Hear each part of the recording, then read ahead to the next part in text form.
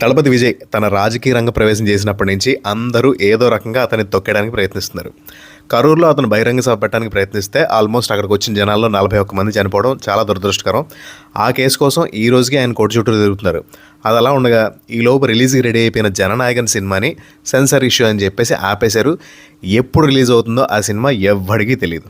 అయితే ఇవాళ మధ్యాహ్నం కొత్తగా యాడ్ అయిన ప్రెషర్ ఏంటంటే ఆయన సతీమణి సంగీత గారు ఆయన మీద విడాకులు ఫైల్ చేశారు. ఆయనకి వేరే హీరోయిన్తో సంబంధాలు ఉన్నాయని అలిగేషన్స్ చేస్తూ నాకు విడాకులు కావాలి అని కోర్టును ఆశ్రయించారు. ఏప్రిల్ 20వ తారీఖున హీరింగ్ ఇచ్చారు కోర్టు. ఆ హీరోయిన్ ఎవరు అనేది మనం డిస్కస్ చేయక్కర్లా, మనందరికీ తెలిసిందే. సో టోటల్గా ఒక వ్యక్తిని తొక్కాలి అని గవర్నమెంట్ సమాజం డిసైడ్ అయింది అంటే దానికి పర్ఫెక్ట్ ఎగ్జాంపుల్ ఇప్పుడు తమిళనాడులో దళపతి విజయ్ అనుకోవచ్చు. ఇవన్నీ చూసి చాలామంది ప్రాబబ్లీ బ్యాడ్ టైం అనే పదానికి ఏదైనా అర్థం ఉందంటే Thalapathy Vijay's life currently right now in Tamil Nadu అనుకోవచ్చు. Well, let me tell you, you guys are absolutely wrong. This is the perfect trend for any South Indian politician.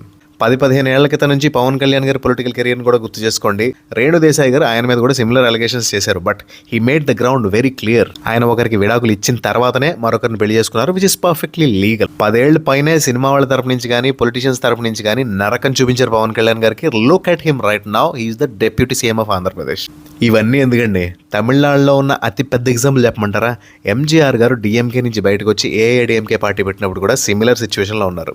ఆయన సినిమాల్ని కానీ ఆయన పొలిటికల్ కెరియర్ కానీ తొక్కేయడానికి అందరూ ప్రయత్నించారు. At that time also DMK was in power I think. ఇప్పుడు విజయ్ గారి మీద అలిగేషన్స్ చేసినట్టే ఎంజీఆర్ గారికి జయలలిత గారికి అఫైర్ ఉందని బోల్డ్ అని అలిగేషన్స్ చేశారు అప్పుడులో. ఎండ్ రిజల్ట్ ఏంటి?